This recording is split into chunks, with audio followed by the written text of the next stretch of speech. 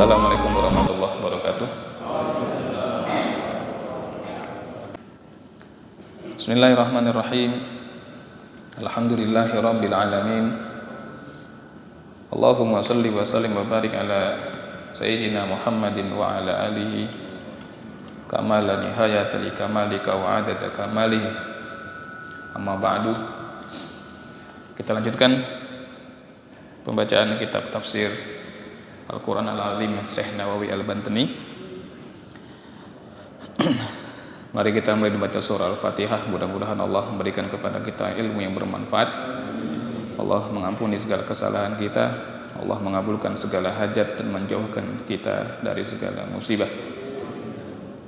Ala hadhihi niyyah wa ala kulli niyatin shalihah wa ila hadratin Nabi Mustafa Muhammadin sallallahu alaihi wasallam wa ila hadrati Sayyidina Syabdul Qadir Al-Jailani thumma ila musannif hadha kitab Syekh Muhammad Nawawi bin Umar Al-Jawi wa masyayikhina wa ila jami'il mufassirin wal muhaddithin wal fuqaha wal usuliyin wa jami'il muallimin wal muta'allimin wa nas'alullaha biha kulla khair wa nadfa'a biha an kulli syarrin wa dhair bi sirril Fatihah. A'udzu billahi minasyaitonir rajim. Bismillahirrahmanirrahim. Alhamdulillahi rabbil alamin arrahmanir rahim maliki yaumiddin. Iyyaka na'budu wa iyyaka nasta'in ihdinas siratal mustaqim siratal ladzina an'amta 'alaihim ghairil maghdubi 'alaihim waladdallin amin. Rabbana zidna ilman nafi'an warzuqna fahman jayyidan. Allahumma ya mu'allima Adam 'allimna wa ya mufahhima Sulaiman fahimna. Wa sallallahu ala sayyidina Muhammadin wa ala alihi wa sahbihi ajma'in walhamdulillahi rabbil alamin. Bismillahirrahmanirrahim. Qala al-musannif rahimahullahu ta'ala wa nafa'ana bihi wa 'ulumihi fid dharain amin. Kita lanjutkan sekarang ayat yang ke-47 ya. Wa qala Allah ta'ala ya bani Israil adhkuru ni'mati allati an'amtu 'alaikum wa anni faddaltukum 'alal 'alamin wattaqu yawman la tajzi nafsun 'an nafsin syai'a wa la yuqbalu minha syafa'ah wa la yu'khadhu minha 'adl wa la hum yunsarun. Allah Subhanahu wa taala berfirman, ya bani Israil, wahai bani Israil, uzkuru, ingatlah oleh kalian, ni'matiya, akan nikmat-nikmatku. Ingatlah oleh kalian akan nikmat-nikmatku atas diri kalian. Alaikum, yang aku turunkan, yang aku kucurkan kepada diri kalian. Wa anni faddaltukum 'alal 'alamin. Wa anni, dan sesungguhnya aku, kata Allah, faddaltukum, telah memberikan keutamaan terhadap diri kalian. Atau faddaltukum juga bisa dimaknai aku telah mengutamakan kalian.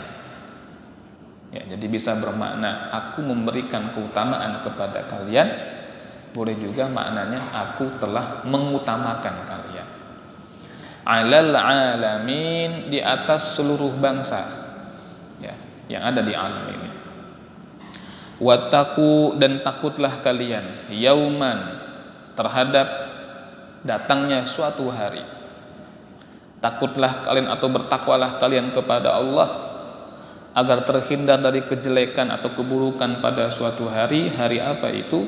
Yauman la tajzi nafsun an nafsin syai'a.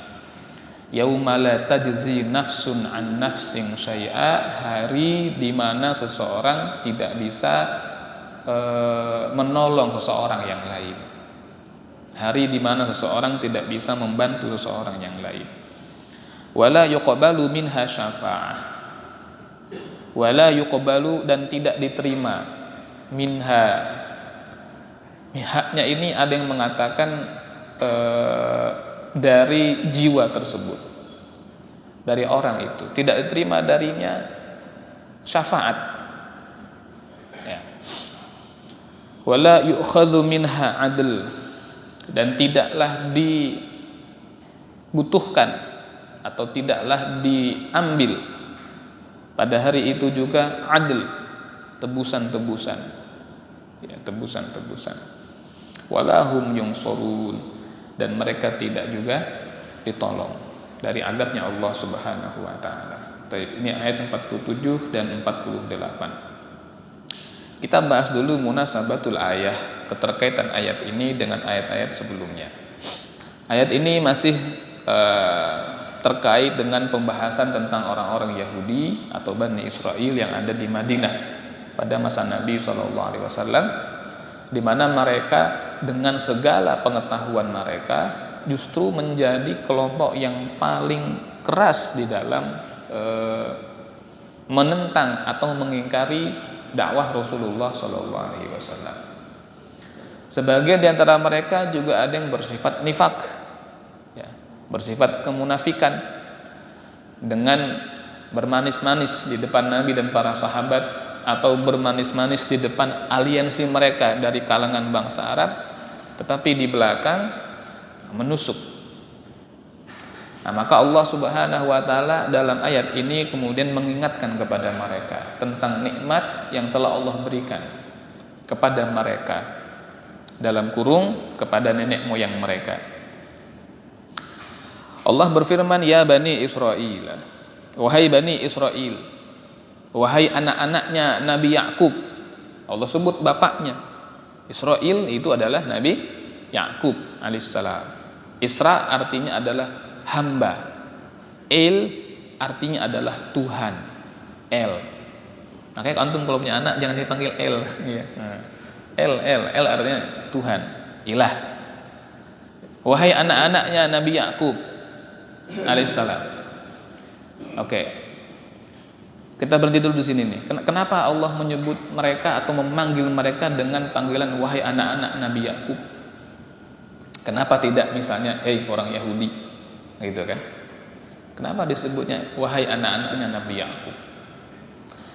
Nabi Yakub alaihissalam yang digelari Israel itu adalah seorang hamba Allah yang saleh, anak dari seorang nabi, cucu dari seorang nabi, Yakub bin Ishak bin Ibrahim alaihissalam. Jadi ini orang luar biasa. Bapaknya nabi, kakeknya juga seorang nabi. Oleh karena itu Nabi Yakub atau Israel ini memiliki keutamaan yang sangat luar biasa. Dan biasanya keturunan itu senang kalau dia dipanggil dengan menyebut-nyebut keutamaan datuk-datuknya. Kita sebut keutamaan Nabi Muhammad SAW, itu senang nggak gitu? Nah, subhanallah, iya Habib, ya kan, kita sebut datuknya, njitnya, Habib fulan, Sayyid fulan, Syarif fulan, terus sampai Rasulullah SAW. Ada tuh, senang tuh. Senangnya antara bangga, antara syukur, antara malu, antara semangat ingin mengikuti. Jadi itu tuh. Kenapa Allah menyebut mereka dengan menyebut ngungkit-ngungkit Nabi Yakub, supaya timbul bahwa ini kita ini anak-anaknya Nabi Yakub. Kita ini zurriyatnya Nabi Yakub, orang yang mulia. Maka harus ada rasa syukur pada diri mereka bahwa mereka terlahir, karena nasab itu nggak bisa dipilih, nggak bisa mesen. Iya, nggak bisa mesen nasab. Allah yang pilihkan. Kita nggak bisa mesen rahim. Allah yang tentukan dari rahim mana kita keluar, dari nasab mana kita bersambung. Itu mauhub semua, Allah yang kasih. Maka begitu disebutkan ya Bani Israel, wahai anak-anaknya Israel, wahai anak-anak Nabi Yakub, yang diharapkan ketika mereka mendengar panggilan itu ada rasa syukur mereka, lalu ingat tentang ayah mereka yang soleh itu. Allah ingatkan, uzkurun, ingatlah oleh kalian nikmati allati an'amtu alaikum, ingatlah akan nikmatku yang aku telah berikan kepada kalian. Kata Senawi di sini, ay wadhkuru anni faddaltu aba'akum 'alal mawjudina fi zamanihim la 'ala man madha wa la 'ala man yujad ba'dahum. Kata Syekh Nawawi, maksud daripada ingatlah tentang nikmat yang aku berikan kepada kalian dan aku utamakan kalian dibanding seluruh bangsa yang ada di dunia. Maksudnya adalah Allah berikan keutamaan pada nenek moyang mereka, dan Allah mengutamakan nenek moyang mereka itu dibandingkan bangsa-bangsa lain yang ada di dunia pada masa tersebut. Bukan dalam arti Yahudi itu atau Bani Israel adalah orang yang paling baik di atas segala bangsa dalam segala zaman. Tidak. Tetapi dibatasi hanya pada masa nenek moyang mereka saja. Nah sekarang ada bangsa apa pada masa itu? Pada masa itu ada bangsa Yunani, ada bangsa Palestina, ya kan? Ada bangsa Palestina. Karena kalau Bani Israel itu adalah zuriyahnya Nabi Ibrahim. Nabi Ibrahim itu baru datang ke tanah Kanaan yang sekarang kita kenal dengan nama Palestina itu sekitar tahun 1800-an sebelum Masehi. Lalu Nabi Yakub sekitar 1500-an sebelum Masehi. Dan di sana sudah ada orang-orang Kanaan. Kanaannya bukan Kanaan anaknya Kanaan bin Nuh, tetapi Kanaan bin Ham bin Nuh. Nabi Nuh punya anak 4, Ham, Sam, Yafit, Kanaan. Kanaan ini mati tenggelam, nggak punya keturunan. Ham, Sam, Yafit punya anak, Ham punya anak, dinamakan Kanaan juga. Nah, Kanaan inilah yang menjadi pribumi daripada penduduk Palestina.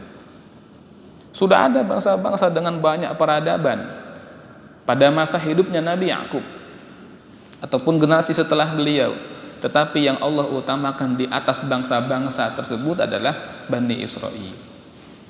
Dan Allah berikan keutamaan kepada mereka itu dengan apa? Dengan Allah bangkitkan nabi-nabi dari kalangan mereka. Jadi nikmatnya dibatasi, keutamaannya sudah ditentukan, yaitu risalah dan kenabian, zamannya juga sudah ditentukan. Sehingga tidak benar apabila kemudian mereka menganggap diri mereka ini sebagai yang diutamakan oleh Tuhan semesta alam sepanjang zaman. Tidak, ya kan? Kan salah satu klaim superioritas ras Yahudi itu adalah karena mereka menganggap diri mereka ini paling utama di atas seluruh bangsa. Dan mereka mengatakan bahwa tanah Israel yang membentang dari sungai Nil di Mesir sampai ke Yordan itu adalah warisan dari Tuhan semesta alam untuk keturunan Nabi Ibrahim alaihissalam, sehingga bangsa lain tidak berhak, termasuk bangsa Arab. Mereka lupa bahwa bangsa Arab juga zuriyah Nabi Ibrahim alaihissalam, gitu kan? Karena dari bangsa Arab itu nyambung kepada Nabi Ismail bin Nabi Ibrahim. Mestinya bagi-bagilah kalau begitu kan? Nah ini mengada-ngada, ya mengada-ngada. Baik, kembali pada apa yang kita bahas. Jadi Allah Subhanahu wa taala mengingatkan kepada Bani Israel tentang nikmat yang Allah anugerahkan kepada nenek moyang mereka.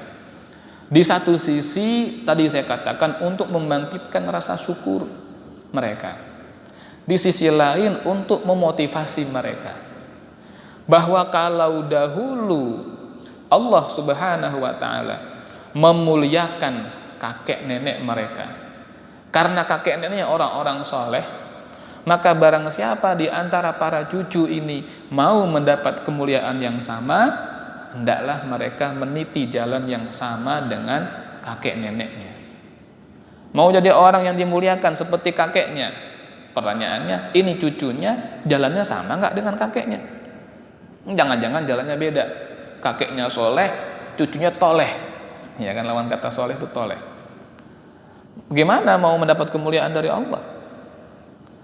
Jadi memang betul bahwa Allah Subhanahu wa taala memuliakan beberapa orang, Allah memuliakan beberapa kaum, Allah memuliakan figur-figur tertentu. Tetapi di dunia ini Allah menetapkan sebuah hukum. Hukum segala sesuatu itu memiliki sebab. Ya. Itu di antara hukum yang Allah letakkan di dunia. Segala sesuatu memiliki sebab.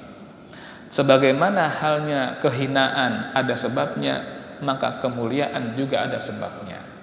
Kalau mau dimuliakan seperti ayahnya, seperti kakeknya, seperti datuknya ke atas, mau dimuliakan seperti Nabi Yakub alaihissalam, maka sebabnya harus diambil. Ikuti sebab yang telah diambil oleh Nabi Yakub. Beliau menjaga dirinya, menjaga kehormatannya, kan begitu. Kalau orang diberikan kehormatan, nggak usah jauh-jauh di masyarakat deh, misalnya dalam kehidupan kita sehari-hari, orang ditunjuk menjadi ketua DKM, ya Pak Haji Bubi. Nah, antum berani nggak keluar pakai kaos sama celana pendek? Nggak berani itu kan. Iya kan? Seandainya nih Pak Haji, seandainya itu nggak melanggar aurat, berani keluar begitu? Tetap aja nggak berani. Kenapa? Menjaga kehormatan. Ketika Allah letakkan kita pada posisi yang terhormat, kita harus menjaga itu, menjaga tingkah laku, menjaga perilaku, menjaga ucapan. Jangan menjatuhkan diri kita sendiri. Biasanya begitu kan? Biasanya ini orang yang akalnya sehat, hatinya bersih itu begitu. Kecuali orang yang udah nggak jelas dah, nggak peduli dia. Dia pimpinan tapi perbuatannya paling jelek. Nah ini bukan teladan. Nabi Yakub alaihissalam Allah jadikan sebagai nabi, orang yang terhormat. Nabi Yusuf alaihissalam Allah jadikan sebagai orang yang terhormat, dan mereka menjaga kehormatan mereka. Ya, kalau Allah berikan mahkota, mereka jaga. Kalau Allah berikan gamis, mereka jaga itu. Allah berikan ilmu, mereka menjaga diri dari segala keburukan. Ini menjadi fitrah bahwa orang kalau mau terhormat, dia harus menjaga kehormatannya dengan mengatur perilaku dan tutur katanya. Nah sekarang kita lihat bagaimana keadaan Bani Israil yang hidup pada masa Nabi SAW. Mereka sudah meninggalkan jalan-jalan kehormatan tersebut. Mereka mengklaim sebagai bangsa yang terhormat, lalu menuntut untuk layak mendapat hormat, tetapi mereka meninggalkan jalan-jalan yang terhormat. Mereka berbuat riba, mereka berbuat curang, mereka menipu, khidah ya dalam perdagangan. Mereka juga memanipulasi ayat-ayat di dalam kitab suci mereka sendiri untuk kepentingan dunia. Jadi sudah sangat jauh antara jalan yang mereka tempuh dengan jalan nenek moyang mereka sendiri. Nah, maka datanglah Nabi SAW memberikan peringatan kepada mereka. Peringatan dalam arti nasihat. Karena bagaimanapun ini hebatnya Rasulullah SAW. Rasulullah memandang mereka sebagai saudara jauh. Ya kan sama-sama anak Nabi Ibrahim. Nah, maka sebagai seorang saudara kita menasihati. Ya. Al-muslim akhul muslim. La yazlimuhu wa la yuslimuh. Saudara tidak boleh menjerumuskan saudara yang lain. Maka Nabi nasihati, Nabi peringatkan. Tapi mereka mengatakan apa? Nah, kalaupun kami masuk neraka, kata mereka apa? Lang tamassanan nar illa ayyaman ma'dudat. Kami tidak masuk neraka kecuali hanya beberapa hari. Iya. Kenapa? Oh, bahkan kalaupun kami nanti ini melanggar, dihukumi dosa, ada ayah kami. Ya kan? Ada ayah kami, Nabi Yakub, dia akan berikan syafaat. Bayangkan kalau ada seorang sayyid atau seorang syarif melanggar aturan agama, begitu dinasihati apa kata dia? Oh, kakek saya kan Rasulullah. Gitu kan? Saya dapat syafaat. Dia nggak tahu kalau sayyid melanggar 2 kali dosanya, ya kan? 1 bikin malu nabinya, bikin malu kakeknya. Jadi 2 kali malah pelanggarannya. Kalau dia mengandalkan mentang-mentang ahlul bait Nabi SAW lalu melanggar syariat semaunya, nggak boleh, malah double-double. Ini lagu-lagunya orang Yahudi kayak gitu. Ketika diberikan peringatan, kami akan dapat syafaat, kami akan dapat pertolongan dari kakek kami, Nabi Yakub begini begitu, maka turunlah ini. Wattaqu yaumal la tajzi nafsun an nafsin syai'a. Takutlah kamu akan adanya suatu hari di mana pada hari itu seseorang tidak akan bisa menolong orang yang lain kecuali dengan izin Allah. Hari apa itu? Yauma yafirul mar'u min akhihi wa ummihi wa abihi wa sahibatihi wa banihi likulli imri'in minhum yauma idzin sya'nu yughnihi.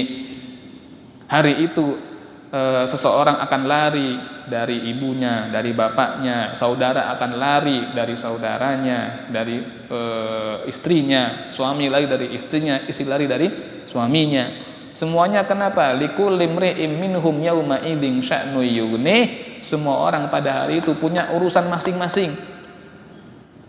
Jadi jangan mengandalkan itu. Jangan mengandalkan bapak saya kan Kiai Anu, kakek saya kan Syekh Anu. Tidak. Ya, hendaknya setiap orang berusaha masing-masing dengan amalnya terlebih dahulu. Ya. Bukan hanya tidak bisa menolong, bahkan pada hari itu kata Allah Subhanahu wa taala, pada hari itu tidak ada syafaat. Wala yuqbalu minha syafa'ah. Pada hari itu tidak diterima syafaat. Nah, ini ayat ini termasuk dalilnya kelompok Mu'tazilah untuk mengatakan enggak ada syafaat sama sekali. Bahkan syafaatul uzma enggak ada kata mereka. Kenapa? Karena di sini Allah menyatakan secara umum begitu, pada hari itu enggak diterima sama sekali syafaat. Kalau kita Ahlus Sunnah wal Jamaah meyakini ada syafaat. Adapun yang disebutkan Allah bahwa pada hari itu enggak diterima syafaat, maksudnya orang yang meremehkan hari kiamat, meremehkan amal soleh, meremehkan dosa, meremehkan kebaikan, lalu mengandalkan syafaat. Nah, ini yang nggak dapat syafaat. Kenapa ente nggak sholat? Yang penting kan saya nggak murtad katanya. Gitu kan? Salah apa nggak murtad kan masih wala tamutunna illa wa antum muslimun. Kalau masih muslim masih bisa dapat syafaat. Tapi ente nggak sholat, nggak apa-apa, nanti ada syafaat Nabi. Nah, ini yang nggak beres. Jadi mereka yang tidak layak untuk mendapat syafaat adalah yang meninggalkan amal soleh lalu hanya mengandalkan syafaat. Ini yang nggak layak. Ya, makanya kan kalau Allah menyebut syafaat sebagai penggenap, maka mesti ada yang pengganjilnya. Wasyafa'i wal witr, gitu kan? Walayalin asyr, wasyafa'i wal witr. Ada yang genap, ada yang ganjil. Kalau syafaat itu adalah penggenap, berarti ada yang ganjilnya kan? Misalnya saya beramal 1, ternyata kurang. Untuk masuk surga harus 2. Ada syafaat, jadi genap tuh 2, kan gitu. Tapi harus ada 1 dulu kan? Enggak. 1 itu apa? Ikhtiar kita dalam amal soleh. Kalau nggak ada angka 1-nya, nggak ada ikhtiarnya, nggak ada amalnya, gimana mau jadi genap dengan syafaat? Masih kurang terus. Nah, jadi jangan menunggu syafaat, jangan mengandalkan syafaat, tetapi layakkan saja diri kita ini untuk mendapat syafaatnya Nabi. Layakkan. Dengan cara apa? Beramal soleh sebanyak-banyaknya, bersolawat kepada Nabi, berakhlak yang mulia, mendekat, mengikuti jalannya Rasulullah SAW. Itu bukan malah tidak beramal, asik-asik melanggar, begitu dinasihati mengatakan nanti ada syafaat. Ini nggak beres. Wala yu'khadhu minha adl. Pada hari itu juga tidak diterima oleh Allah Subhanahu wa taala adl ay fida, tebusan. Nggak ada tebusan-tebusan. Karena mahkamah yang ada di akhirat, hakimnya adalah Allah Subhanahu wa taala. Jaksa penuntutnya juga Allah Subhanahu wa taala. Nggak ada lawyernya di situ. Nggak ada orang yang punya kekuasaan di dunia, nggak ada saldo, nggak ada rekening yang bisa dia gunakan untuk menebus dirinya dari hukuman Allah. Subhanallah. Ya, Allah tidak menerima tebusan. Ini Allah Subhanahu wa taala turunkan sebagai peringatan kepada mereka yang gemar memanipulasi hukum di dunia.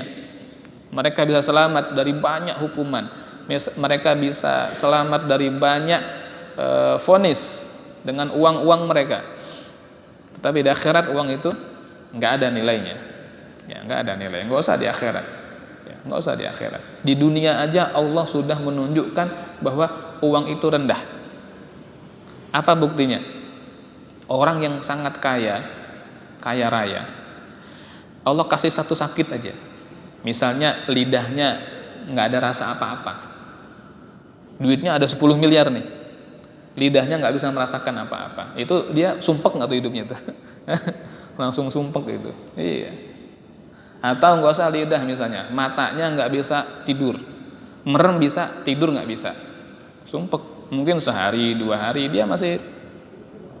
Seandainya dikatakan kepadanya, Pak, di Singapura misalnya gitu kan, ada rumah sakit dokter terkenal, bisa menyembuhkan ini itu, tapi mahal, berangkat dia, berapapun dia bayar. Itu menunjukkan bahwa nikmat uang itu di bawah nikmat sehat. Karena orang rela menghabiskan uangnya demi untuk bisa sehat. Itu udah Allah tunjukkan di dunia. Nikmat sehat itu di bawah nikmat hidup. Banyak orang masih milih hidup walaupun tidak sehat daripada mati. Alhamdulillah saya masih hidup. Nah, nikmat sehat itu di bawah nikmat hidup. Tapi nikmat hidup itu ini yang kurang terasa. Sebetulnya di bawah nikmat iman dan Islam. Jadi nikmat yang paling tinggi iman dan Islam. Uang itu terakhir. Nah, itu di dunia, apalagi di akhirat nggak ada nilai uang itu. Waliyadzubillahi min dzalik.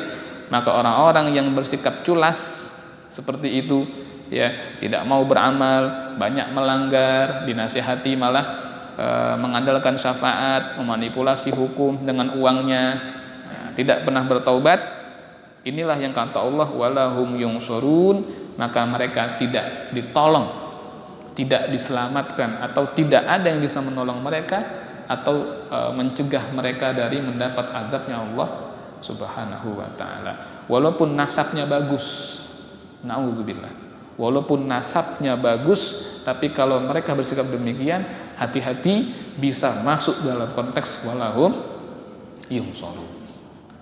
Itulah kenapa kalau orang yang soleh itu yang nasabnya bagus, dia jaga nasabnya, dia jaga kehormatannya, dia sadar bahwa kalau saya menjaga kehormatan bukan hanya menjaga hidup saya, tapi saya juga menjaga nama yang tersemat di belakang nama saya. Alu apa, keluarga apa, itu dia jaga. Karena kakek saya fulan, ini terhormat. Saya hidup terhormat, saya menjaga kehormatan beliau. Ini orang-orang yang begini selamat. Tapi yang hanya mengandalkan nasab dan tidak berhati-hati, dia akan mendapat kecelakaan double, ya, bisa 2 kali dibandingkan dengan orang yang lain. Nauzubillah, tsumma nauzubillah min zalik. Baik, ini ayat yang ke-47 dan 48. Walhasil kesimpulan kita jamaah sekalian, yang pertama adalah bahwasanya Allah Subhanahu wa taala memberikan keutamaan kepada hamba-hamba Allah yang terpilih. Tetapi yang perlu kita ingat, hamba-hamba yang terpilih itu juga manusia sama seperti kita dalam banyak hal, sehingga kita sebagai manusia yang sama seperti mereka hendaknya dapat mengikuti jalan kemanusiaan yang terbaik yang telah mereka tempuh. Yang kedua, sesungguhnya di antara nikmat yang Allah berikan kepada kita adalah nikmat iman dan Islam. Dan inilah nikmat yang paling besar. Walaupun Allah di dalam ayat ini berbicara kepada Bani Israel, ingatlah akan nikmatku kepada kalian, tetapi iktibarnya juga berpengaruh dan bahkan harus menyasar kepada diri kita, bahwa Allah juga menyuruh kita untuk ingat terhadap nikmat yang Allah berikan kepada kita. Yang ketiga, nikmat yang Allah berikan itu adalah anugerah, pemberian. Tetapi pemberiannya Allah tidak seperti pemberian kita. Kalau kita memberikan sesuatu, maka yang kita beri itu memiliki pemberian kita. Saya berikan pulpen ke Mas Junaidi misalnya, jadi milik dia. Dia memiliki ini.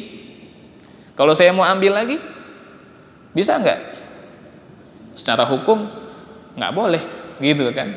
Nah, kecuali menjadi seperti apa Nabi sabdakan, mohon maaf, nauzubillah, jangan menjadi seperti anjing yang menjilat muntahnya sendiri. Udah ngasih diambil lagi. Pemberian manusia ini seperti itu. Tapi kalau pemberian Allah nggak begitu. Allah memberikan sesuatu kepada kita, kita tidak memilikinya. Itu masih milik Allah. Karena masih milik Allah, Allah bisa ambil kapan aja. Kita hanya ketitipan saja. Nah, termasuk nikmat iman dan Islam. Allah berikan nikmat itu kepada kita, tetapi kalau kita tidak jaga, itu bisa diambil. Kita nggak peduli, bisa diambil. Ya kan, dikasih amanah tapi nggak dihargai, bisa dicabut. Dan itulah musibah yang paling besar. Musibah ketika dicabutnya iman dari dada seseorang. Na'udzubillah, tsumma na'udzubillah min dzalik. Yang terakhir, beramal adalah sebuah syarat, beramal adalah sebuah sebab yang mesti kita ambil. Ya, jangan hanya mengandalkan garis keturunan dan jangan hanya mengandalkan syafaat-syafaat, tetapi pantaskan diri kita untuk mendapatkan syafaat dan jaga kehormatan keturunan yang telah Allah pilihkan pada diri kita dengan banyak beramal sebagaimana para leluhur kita yang soleh-soleh itu. Mudah-mudahan Allah merahmati kita dan mudahkan langkah kita. Amin ya Rabb. Ada lagi? Cukup? Baik. Yang akan datang insya Allah kita baca ayat yang ke-49. Ya, semoga apa yang kita pelajari bermanfaat untuk kita semua. Kafaratul majlis. Subhanakallahumma wa bihamdika asyhadu an la ilaha illa anta astaghfiruka wa atubu ilaik. Allahumma shalli ala sayyidina Muhammad wa ala ali sayyidina Muhammad. Assalamualaikum warahmatullahi wabarakatuh.